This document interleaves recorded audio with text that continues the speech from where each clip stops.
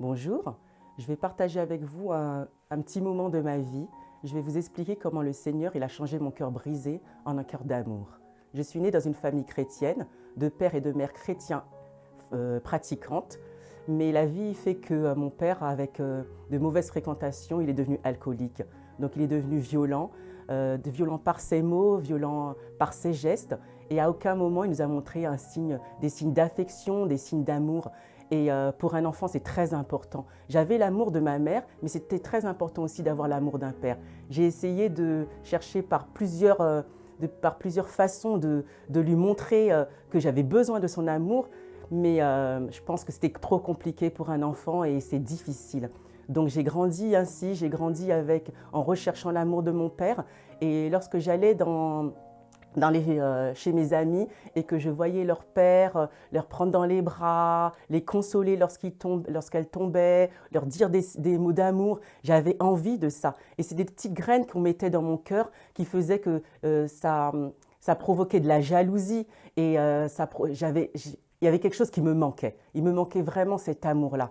Et j'ai grandi ainsi et j'ai essayé de chercher de combler ce vide à travers l'amour, l'affection de mes amis, mais l'être humain n'est pas parfait. Donc j'ai souvent été trahi. Et plus j'ai été trahi, plus cette angoisse, plus ce manque d'amour, plus germait dans mon cœur. Et je suis devenue une personne aigrie. Je suis devenue une personne méchante qui cherchait à se venger lorsqu'on me faisait du mal.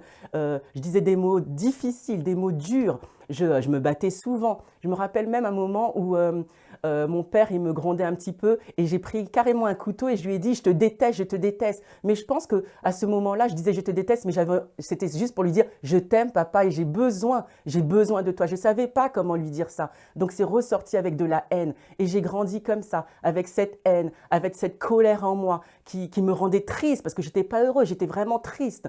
Je me suis mariée très jeune parce que j'avais l'impression que l'amour que mon père me donnait pas, j'allais pouvoir le retrouver auprès d'un mari. Et malheureusement, je suis retombée dans cette situation de colère, de haine. J'avais un mari violent, on se battait souvent et un jour, je lui ai demandé de choisir entre moi et ses amis et il m'a carrément dit, je préfère choisir mes amis, je ne peux pas vivre sans mes amis, mais je peux vivre sans toi. Donc là, ça m'a encore plus enfoncée dans cette colère, dans cette dépression. Et je me disais, mais je ne mérite pas l'amour. Qui est-ce qui pourra me choisir? Qui est-ce qui pourra m'aimer? Et en tant que chrétienne, je priais.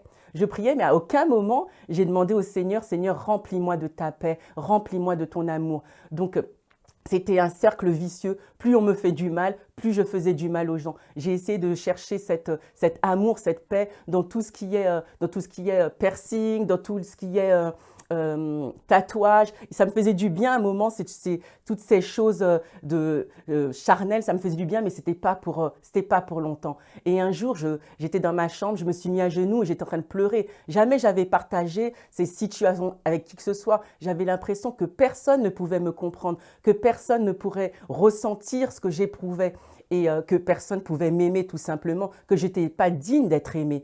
Et un jour, j'étais en train de prier et à ce moment-là, ma sœur, elle m'a appelée et je lui ai expliqué, c'est la première fois que j'ouvrais mon cœur, que je lui ai expliqué comment l'amour de mon père m'avait manqué, comment avoir grandi sans l'amour d'un père, avoir grandi sans cette attention, sans avoir quelqu'un qui me réconforte, qui me rassure sur la vie, ça m'avait manqué et que j'avais l'impression que personne ne pourrait m'aimer.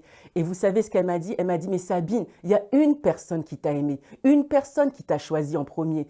Et tout d'un coup, j'ai eu le déclic. Il y a eu un passage que j'étais passée dessus plusieurs fois, je l'avais lu, mais j'avais jamais eu le déclic. Jérémie 1,5. J'ai ce déclic-là, le Seigneur, il dit vraiment qu'il nous aime et qu'il nous avait choisis avant que je sois née, il m'avait déjà choisi. Avant que moi je le choisisse, il m'avait déjà aimé et qu'il m'aimait d'un amour incommensurable. Il y avait aussi le passage Psaume 27, 10 qui dit que même quand mon père m'abandonnerait, lui, il pourrait me recueillir. Et vraiment, j'ai pris ces passages de la Bible et j'ai fait devenir pour moi une vérité. Et j'ai compris que le Seigneur m'aimait, que j'avais pas besoin d'être parfait à ses yeux, que j'avais pas besoin de toute façon, il me connaissait, il savait que j'étais pas parfaite, que j'avais pas besoin d'être digne de son amour parce qu'il m'aimait quand même, que même avant que je sois née, il avait donné son fils unique pour pouvoir me racheter, pour que je puisse faire partie de sa famille.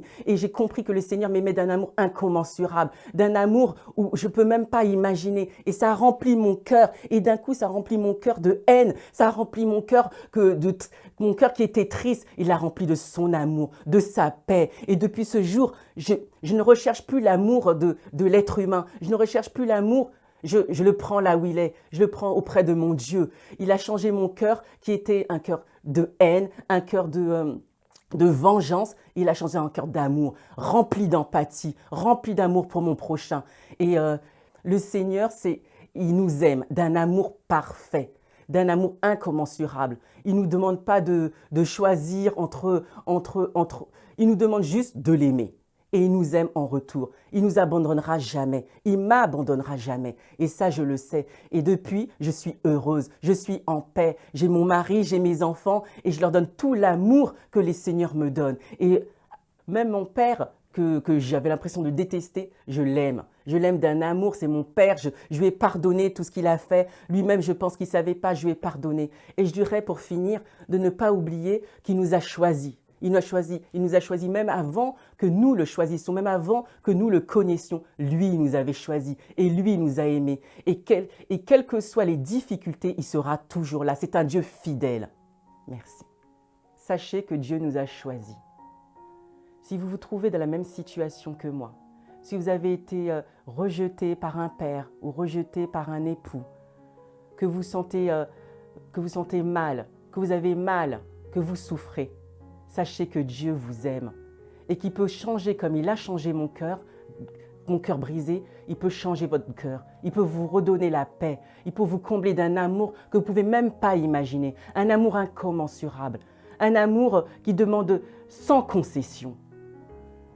C'est ce que je souhaite pour vous, que vraiment vous retrouvez la paix, que vraiment le Seigneur vous entoure de ses bras d'amour et qu'il vous montre à quel point il vous aime, à quel point vous comptez pour lui. Il sera toujours là pour vous. C'est un Dieu merveilleux. Merci. Que Dieu vous bénisse.